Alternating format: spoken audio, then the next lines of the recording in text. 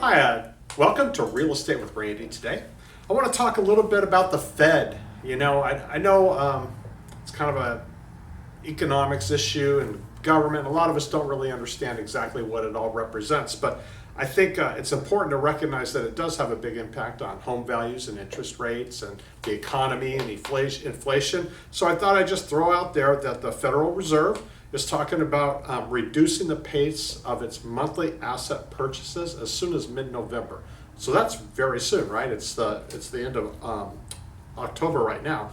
So it's something that could start hitting us pretty hard. They're talking about reducing like 10 billion and 5 billion in treasuries and mortgage-backed securities, per month. So it's a big deal. And what's happened is they initially had said, we don't have to worry about inflation. It's a temporary, it's going to go away. Well, guess what? It hasn't gone away yet. And they need to do something, or they're finally recognizing that maybe there really is this inflation thing and they need to handle it and deal with it. So as a result, before that, they've been buying these bonds and mortgage-backed securities, and now they're talking about tapering all that back. And that could, and to do that, stop buying those means that they're normalizing back to a normal economy is where they're trying to get. So, and doing that in November is aggressive. So, all the stuff we hear is, it's temporary, it's not going to last for long. We have a supply side shortage and it's going to go away as soon as we get all these ships unloaded, right? Well, I think now they're realizing this is a bigger deal than they thought.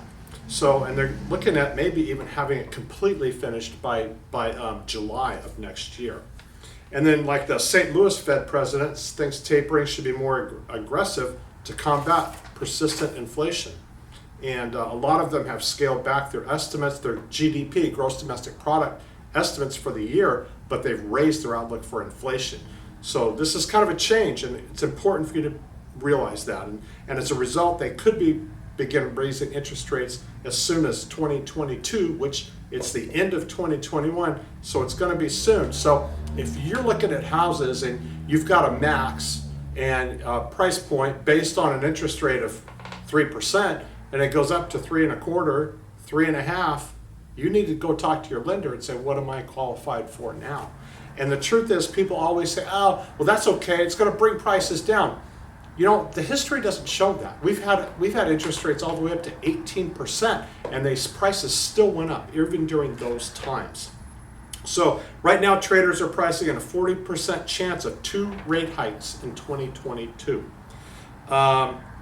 And there still are a few that think there could be a downside risk for inflation, but I don't know. I think when you look at 5.4% consumer price has increased over the last year, that's pretty high.